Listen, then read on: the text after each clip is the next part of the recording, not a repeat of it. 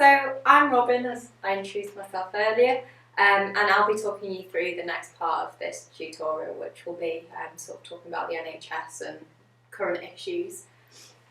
So to start, the NHS, it's a state-funded public health service, so it constitutes of primary care, secondary care, tertiary care and quaternary care.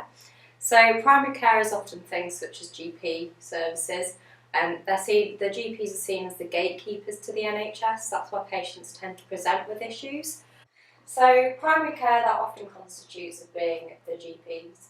They're seen as sort of the gatekeepers to the NHS, so it's why patients tend to present firstly. So it's the first contact with patients, and the GP services are run by care commissioning groups. So these are sort of groups made up of doctors and other professionals, and they sort of gatekeep funding that are given to certain practices within a set district. And then there's secondary care, so this is medical specialists within hospitals. So this is where, say, if you present to a GP service and they want to refer you on for sort of maybe to a urologist or a rheumatologist, someone like that, then you'd then present to secondary care. Tertiary care is a bit more specialised, so this is why sort of where, again, it's where you're in secondary care and they then refer further. So this includes things such as surgery, cancer care and palliative care. Quaternary care is even more complex, so this is more for like rare problems, so things such as, uncommon diseases, patients require complex surgery, and it's things again such as mental health issues, and that would be classed under quaternary care. So a really useful website is the King's Fund. So this is, it's sort of like a think tank for health services within the UK, and it sort of looks at, different things within the NHS, and they give lots of really good information sort of about different reports and how things are run. So that's a really good website to look at. So following on for the NHS, in 2013 there was legislation where external private providers are then able to provide NHS services. So, for example, close to us in Yorkshire, there's the Yorkshire Clinic, which is a private service which often provides things such as, surgical care or dermatology, and often patients can be referred to that on the NHS. But it is a private service which can be paid for privately. And in 2015, in 2005, there was another legislation brought in, which is payment by results.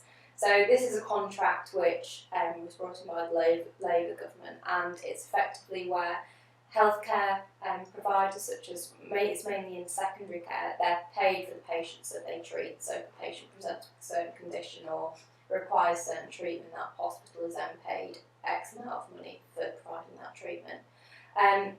However, this can be seen as reduced quality of care, as it becomes more of a box-ticking exercise, sort of seeing how many patients they can see with a set condition or how many procedures they can carry out within a set amount of time to get more money. So those are some sort of issues that can arise. So the private sector, this is run by private practice, sort of private hospitals by doctors. Examples of this include sort of Bupa and Nuffield Health. These can act as a way of bypassing the NHS waiting list, because for some treatments, especially things such as elective surgery, there can be waiting lists for months for patients to be seen. So this is a way of patients to be able to get in and be seen quicker.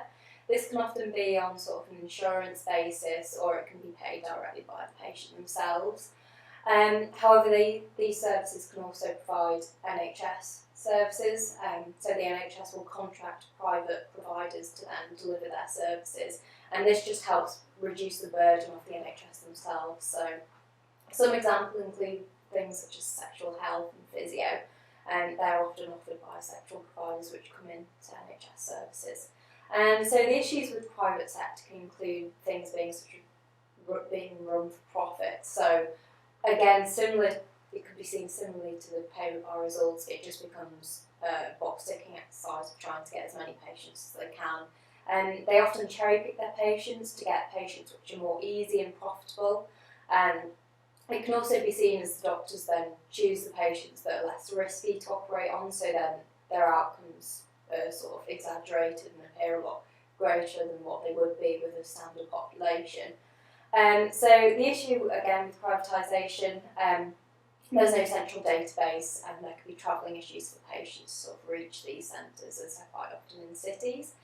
But there's also issues with training, as this can be quite costly. The funding has to come out of the private pot.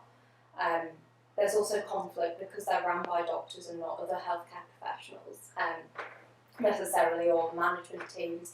They can be seen as being sort of favouring, doctors and what would benefit them and their pockets. So there are some key bodies that are involved with the NHS and healthcare in the UK. The GMC is sort of one of the main bodies, and these give guidelines to medical practice, and are also able to regulate licences which doctors receive. So upon graduation, sort of after a year or so of working, you get to register fully with the GMC as a doctor, get your own GMC number, and they are your body sort of represent you. And if you come into any problems, sort of legal issues or sort of ethical problems, the GMC will sort of take a stance on whether you're able to still practice or not. So again, they deal with physicians that are deemed unfit for practice, so they tend to promote high levels of education and training within the doctors and within medical professionals. So they ensure doctors are supported in continuing their professional development, and so they just make sure that doctors are keeping on top of their training, keeping on top of sort of reflecting on their work, and they just regulate everything which they do. So the Royal Colleges, these are institutes which set standards within their certain fields, and they supervise the training of doctors within that speciality. So, for example, there can be bodies such as the Royal College of Physicians, Royal College of Surgeons. There's also sort of Royal College of General Practitioners. They can get very niche, and if you decide to go down a certain set training path, and you join these colleges and become a member and follow their training pathway. So the BMA, this is a trade union which represents doctors. So it's, again, just a union body. It's who they turn to if there's any sort of conflict, if they need backing up.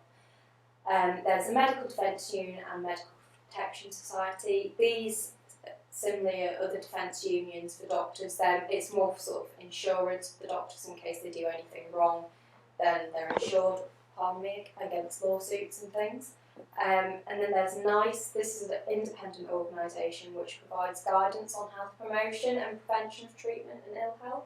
So this is regarding sort of public health concerns, and NICE often offer a lot of different sort of suggestions on medication which should be used by medical professionals and sort of which dosage should be advised, and it also gives an insight into sort of the costs of certain medication and how much things are and the licensing goes on the NHS. So Care Quality Commission, this is another body also known as CQC. So they're an independent regulator of all health and social care services in the UK.